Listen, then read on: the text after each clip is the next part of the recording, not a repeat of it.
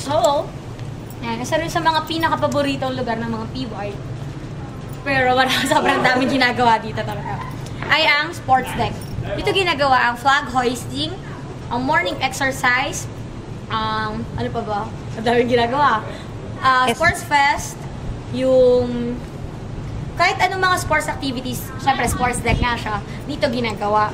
At kung gusto mo mag-moment, dahil dito nakapunta sa head of the ship, dito na lang yung mala Titanic pose nyo. Hi! Hi! Winnie!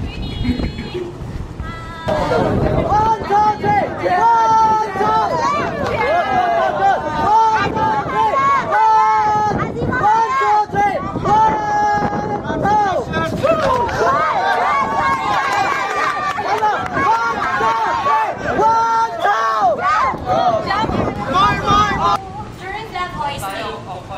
Formal-formalan nyo, di ba? Dahil isang formal gathering ang pagre-raise ng flag, kailangan maaga yung mga PYs. Laging 7:30 a.m. In attire A1 ang flag hoisting. At syempre, nakakahiya naman kung yung bansa mo ay late sa flag hoisting kasi lahat mag-aantay para sa inyo. Yan. Dito makikita ang nagiging pasahan. Pag nag-7:30 na dito, kailangan nasa loob ka na dahil isasara na lahat ng doors gaya nito. Yan. Sasara yan na yung crew. At di ka na makakapasok para sa flag hoisting. So, ayan. Kung ikaw yung host country, yung flag nyo lang ang i-raise kasabay ng pagkanta ng national anthem. So, yung sa case ng Pilipinas this year, right before kami mag-dock sa Philippine Sea, sa Manila Port, yun, nagkaroon ng flag hoisting ang Pilipinas. Siyempre, iba yung feeling kapag kinanta mo na yung lupang hinirang sa ibang bansa. As in, iba na talaga. Ayun. Yung flag ng host country ay nasa gitna, katabi ng next ports of call. Siyempre, yung Japan yung naon dun. Pero yung mga next, nagro-rotate yan. At kung ano yung order dito, yun din yung order ng paglinya ng mga PYs and NLs.